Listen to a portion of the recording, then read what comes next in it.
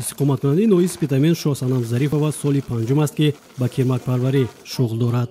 дар баробари дигар корҳои хоҷагӣ ҳар сол дар ин вақт оилаи онҳо то 2 қути тухми кирмак гирифта парвариш мекунанд. бино ба гуфти ӯ, хушдоманаш дар деҳа яке аз кирмакпарварони пешқадам буд ва ин ҳунарашро ба онҳо чун мерос гузоштааст.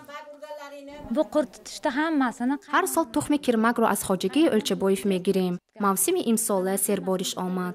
аз ҳамин сабаб кор камтар душворӣ дошт. ҳамсарам ва дигар аъзоёни оилаам ба ман барои парвариши кирмак кӯмак мерасонанд. имсол пилла ҳосили хуб дошта, боварӣ дорам ки нақшаро иҷро мекунем.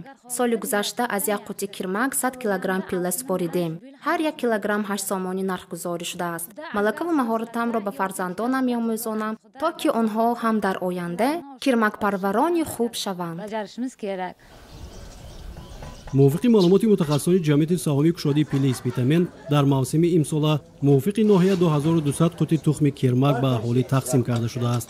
масъулини соҳа бар он ақиданд ки дар ҳолати то охири мавсим аз ҳар қути тухми кирмак беш аз 38 килограмми пилла ба даст овардан иҷроиши нақша имконпазир хоҳад буд.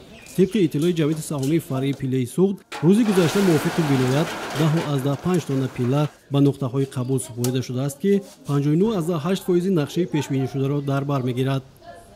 سال جاری همه شهر و ناحیه‌های کلمک‌پروری ولایت با سرمایه‌گذاری ساحه جمعیتی دارای مسئولیتش محدودی کارخانه مشترک وتسیک شرطنامه همکاری بسته است. موافق این شرطنامه واردات تخم کرمک در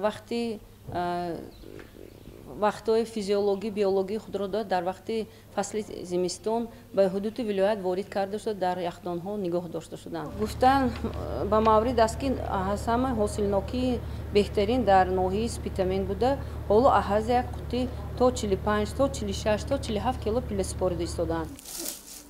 از 12 شهر نواحی ولایت سوخت تنها در 5 ناحیه جمع‌آوری پیله آغاز گردیده، در 7 منطقه دیگر روزهای نزدیک معرکه پیله سپاری آغاز می‌گردد. این تدبیر تا آخر ماه می ادامه یافته در مجموع موافق ولایت استحصال 403 تن پیله در نظر داشته شده است.